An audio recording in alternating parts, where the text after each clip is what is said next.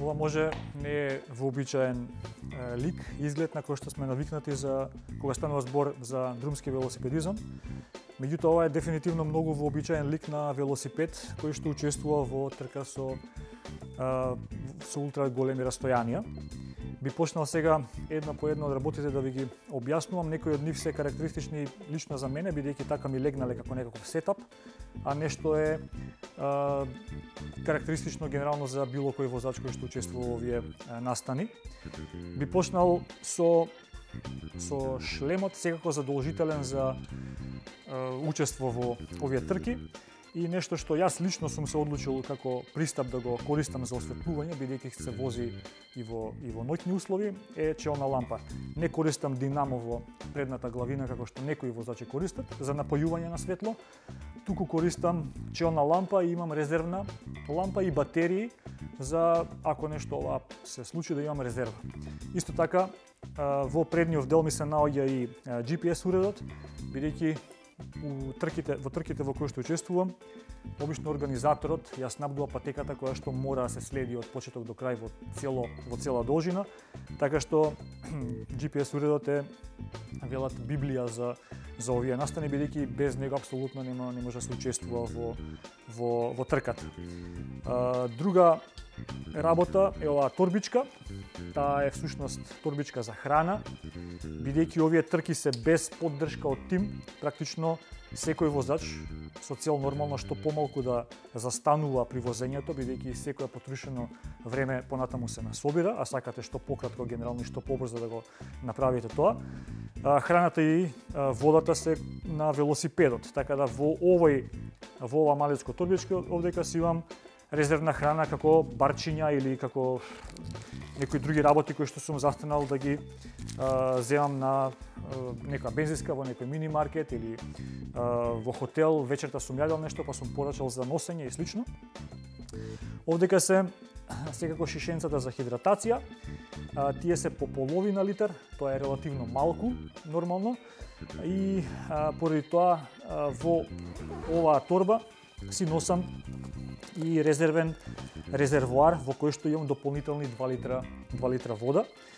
Покрај 2 литра вода во оваа торбичка дополнителни, имам и средства за лична хигиена кои што ги користам во текот на денот. И нормално нешто што многу често користам, бидејќи секако овие трки се прилично заморни, со по 17 сати вртење на педалите, целото тело е во одреден грч и дефинитивно е потребна крема со која што се ги олеснувам тие проблеми со мускулите, а низ години и и во качувањето и во возењето велосипед ги користам производите на Алгасан. Од другата страна на оваа торбичка имам некои други потрепштини. Практично имам втор GPS уред, ако попушти првиот, а секако трката мора да продолжи поради одредени работи, имам резервен уред и улјенце за подмачкување, обавезно, кабли за полнење на уредите, на телефонот, на GPS уредот и слично. И сега би ја покажал оваа малецка торбичка тука. Тука се основните потребни работи кои што секогаш ми се при рака. Патна истрава или за идентификација, пари, картичка. Тука ми е исто така имаме некои влажни марамчиња за хигиена одржување, ракавиците.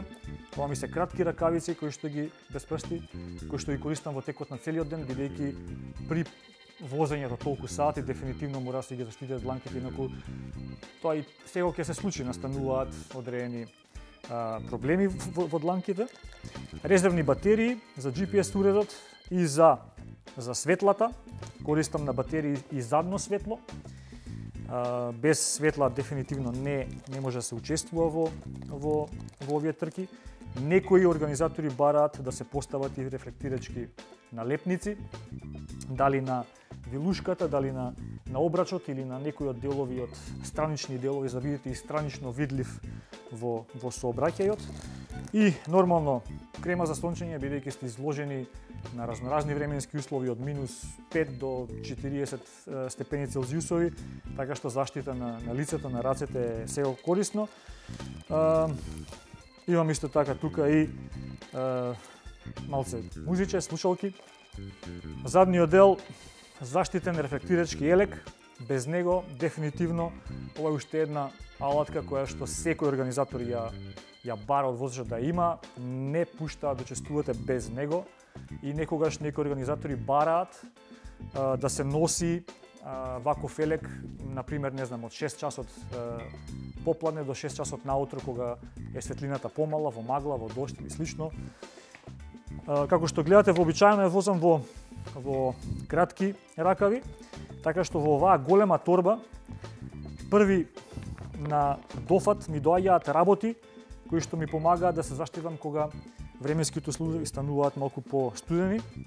Значи, наместо да зафаќа простор во оваа торба, бидејќи просторот е сепак ограничен, со да имам резервен дел зимски или слично, користам долги ногавици, кои што ги користам во комбинација со долниот дел на овој дрес и исто така и ракави, во комбинација со овој дрес. Така да они ми се секогаш први, бидејќи добар дел од утрото или приквечерта ги користам нив наместо долг дрес. Други две аксесуарчиња кои што најчесто ги користам се секако подкапа за подшлемот, за термоизолација во постудени периоди и термомарама. Значи не само обична тенка марама, туку и термомарама, повторно ќе кажам, возиме и во услови кога температурите се под нулата и секоја заштита на лицето или на вратот како термоизолација е добре дојдена. Така што овие работи се е нешто што најмногу користам во текот на возењето и тука само би спомнал на пример нешто што исто така често го користам, тоа е јакна која што е водоотпорна. Дефинитивно до сега ме спасило во многу услови по цел ден возење во дожд и слично. Е нешто што е многу важно и исто такво имам и како долен дел. Покрај кратките ракавици кои што преска ги покажав, имам и долги ракавици, бидејќи наутро или навечер станува студено и секогаш е добро да се има ракавица која што ќе понуди подобра термозаштита, но исто така овие ракавици се и фино водоотпорни, така што и во дожд или во снег, што се случувало, прилично добро доаѓаат. Резервни чорапчиња, многу важно за комфортно чувство во секој момент. Овдека исто така имам и зимски дрес, подобар, по-дебел дрес, кога дефинитивно комбинацијата на краток дрес со ракави не би била доволно добра и генерално тоа е единствениот зимски елемент кој што го додавам, бидејќи долу издржувам со ногавиците. Ногавиците се доволни. И елементите за преспивање. Генерално се пакувам на тој начин што потешките делови ги ставам во овој дел од торбата, за да не висне торбата кон тркалото и опрема која што поретко би ја вадел во текот на денот, така што секако опремата за преспивање, кога не би спиел во хотел, ми е последна кога убаво ќе се облечам да можам да преспиам. Ова е подметачот кој што го користам, генерално доволно компактен, бидејќи сепак сум одбрал подметач кој што е, мислам, 3 сантими во висина и кога се спие надвор, навистина сакате да добиете фин одмор и сметам дека добар подметач е многу важно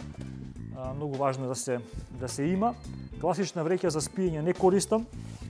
Користам комбинација од бивак вреќа, ова е практично најлонче кое што е дишливо и водоотпорно и покрај тоа што би се облекол целиот кога би било многу студено, исто така користам и тенко поларче, како тенка постава за уште еден мал слој за термозаштита. Тука некаде при крајот е и се водоотпорните панталони со рефлектирачки елементи. Обично кога врне дожд, светлината е послаба и тогаш сакате да бидете повидлив во сообраќајот. И водоотпорните панталони добро доаѓаат и како елемент кога доцна навечер или рано наутро, блиску до полноќ, што се вика вообичаено кога излегувам да возам, температурите се уште ниски, така што еден ваков слој кој што ќе заштити од струење на воздух или па дури и дожд доаѓа секако доста добро. Тука некаде доаѓаат и камашни за студено време и за влажно време, овие се водоотпорни камашни и термоизолација за патиките, бидејќи возам со лесни, тенки чорапи. Овие доаѓаат како фина термозаштита над патиките. И најнакрај ми е опрема, резервна опрема во која што имам за алатче за некаков дефект на велосипедот, имам полнач за полнење на телефонот или за полнење на резервниот GPS уред, лепенки, резервни гуми, резервната лампа ако нешто ми се случи на таа што ја користам. Имам резервна ушка, тоа е делче кое што е многу уникатно за велосипедот кој што го користам и е генерално тешко да се најде некаде во брзо време. И поради тоа е еден од деловите кои што дефинитивно мораш да го имаш ако нешто се случи, тоа во најбрзо време може да се реши само на тој начин. Дополнителни резервни батерии, реков алатчето ми е тука. Имам босички за брзо полнење на внатрешните гуми. Исто така би сакал да спомнам за самиот велосипед.